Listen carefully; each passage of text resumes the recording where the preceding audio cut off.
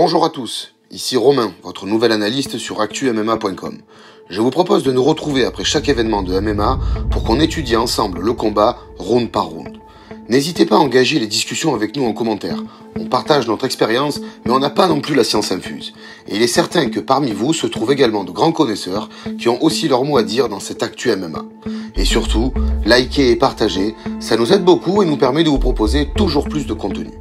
Sans plus attendre, on se plonge dans ce Leon Edwards-Colby Covington, combat pour le titre welterweight détenu par Edwards de l'UFC 296 du samedi 16 décembre 2023 à la T-Mobile Arena de Las Vegas.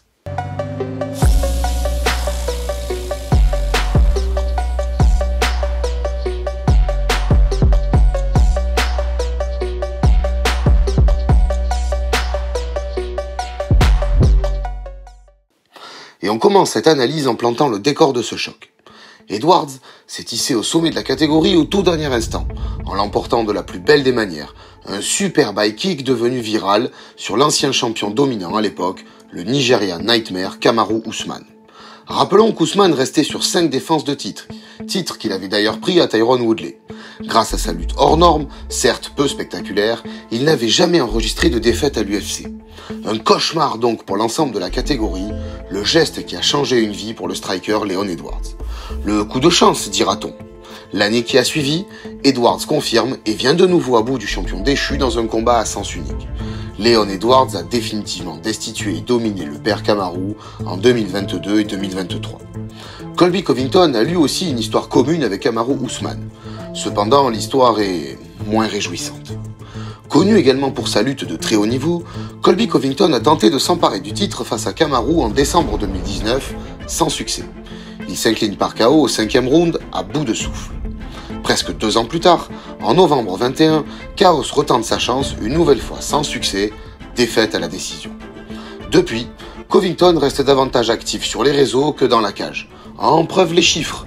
Son dernier combat remonte à mars 2022, son dernier tweet polémique à quelques minutes. Le choc de cette UFC 296 oppose donc 2 gars qui se sont frottés à l'ancienne terreur, mais dont l'issue a été totalement différente. Round 1. Avec une ambiance électrique entre les 2 adversaires et sans toucher de gants à l'entame, Herb Dean, meilleur arbitre de l'année, lance le premier round. Directement, Edwards prend le centre de la cage et affiche une pression importante sur Covington. Colby, caché derrière sa garde et ses mouvements de buste, maintient la distance. Les 2 fighters sont en phase de reconnaissance et chacun mesure la distance, cherche le bon cadrage. Leon change de garde, feinte et teste les réactions de Colby qui est carrément sur le reculoir. Le champion dicte le rythme et maintient la pression. Ça tourne, ça bouge, ça cherche. Chaos tient Leon à distance avec des tentatives de combinaison sur 2-3 frappes. Il tente également plusieurs kicks sans succès. Edwards recule bien et tout de suite reprend son travail de pression qui finit par payer. Leon touche sur un crochet. Les 2 combattants ont le même comportement. Ça cherche la distance, ça feinte, ça cherche l'ouverture, et pour le moment, c'est Rocky qui mène la danse à ce petit jeu-là. Colby fait sans doute la même analyse que nous, et sans aucune préparation, on se jette carrément sur la jambe d'Edwards dans un single leg qui n'a aucune chance d'aboutir. Edwards le défend facilement.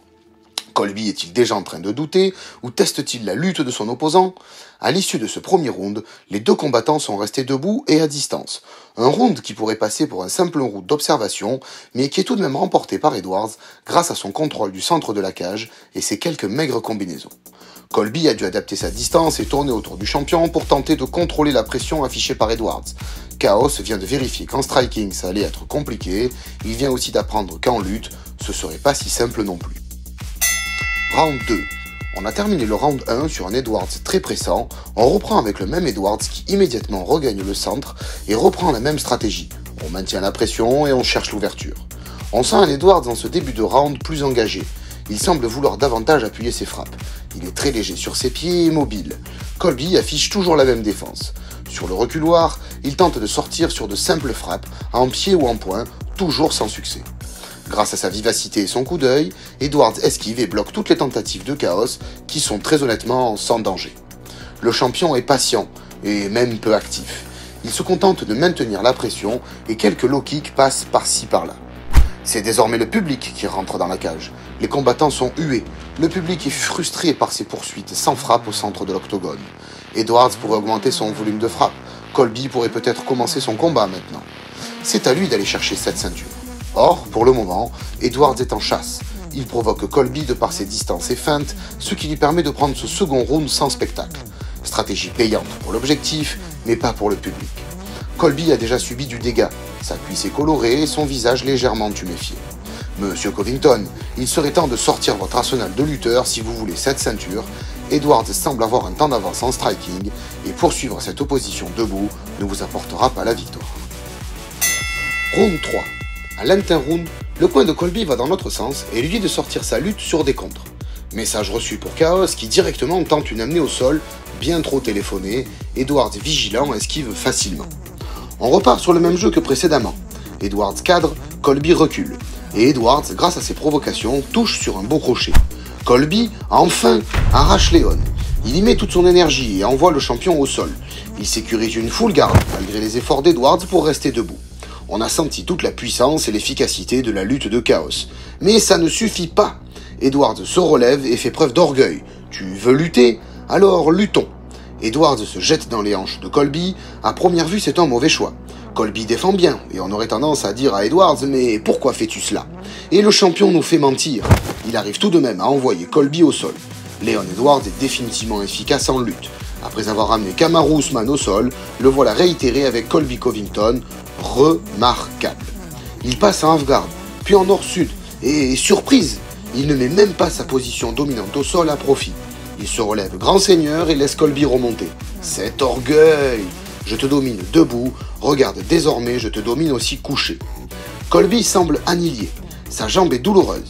Il multiplie les changements de garde, ses déplacements et frappes déjà si rares s'en ressentent, et il encaisse toujours les mêmes low kicks. En cette fin de round, Edwards reprend sa recette pression-cadrage, Colby essaie de sortir, il tente un coup de genou sauté, encore à côté. Edwards domine debout et chasse littéralement Colby. En ayant détruit ses appuis, il s'assure de conserver cet avantage debout. La question était de savoir comment la lutte de Colby allait influencer le combat. Nous avons la réponse.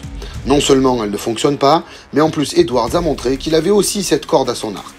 Colby ne domine pas debout, ne domine pas au sol, ne domine pas en lutte et a une jambe douloureuse.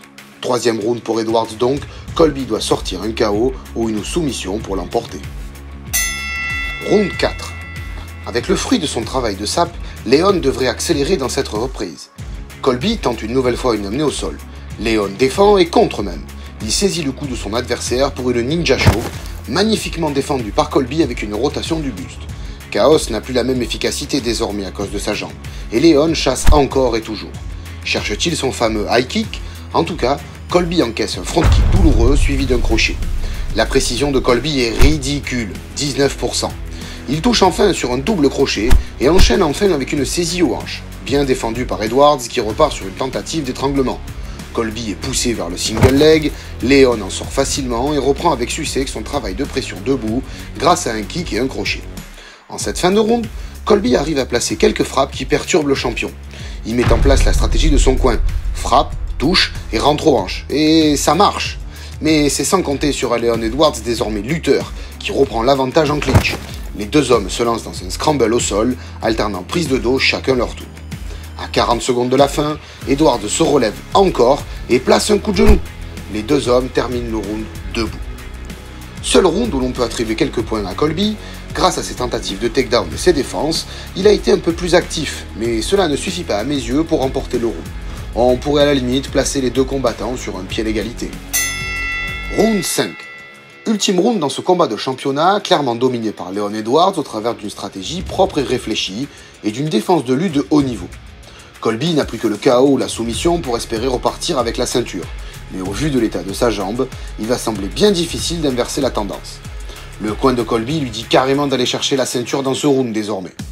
Les deux hommes sont face à face au centre de la cage et à distance de crochet. Ça paye, Edwards place justement un crochet. Sur un très beau takedown, Colby met Leon au sol qui surprend encore avec sa défense. Sa lutte et son sol sont magnifiques, scolaires. Ce qui lui permet de prendre le dos de Covington et de tenter un étranglement, et d'évoluer même vers un triangle inversé. Colby sort de là et récupère la full guard. Il travaille au sol en grand pound. Leon Edwards n'a aucun intérêt à prendre des risques, et bloque Colby afin qu'il ne puisse posturer et augmenter l'efficacité de ses frappes. Il reste 2 minutes dans ce combat. Leon Edwards maintient Colby au sol malgré le fait qu'il soit dessous. et le combat se termine ainsi. Victoire de Edwards à la décision sans contestation possible. On attendait que la lutte de Colby lui permette de dominer les débats, c'était sans compter sur le fait qu'Edwards a largement étoffé son arsenal et nous l'avons clairement vu lors de ce combat. Avec ses défenses de takedown, son placement lors des saisies, ses sorties, ses attaques au sol, Leon a montré qu'il était un véritable champion de MMA.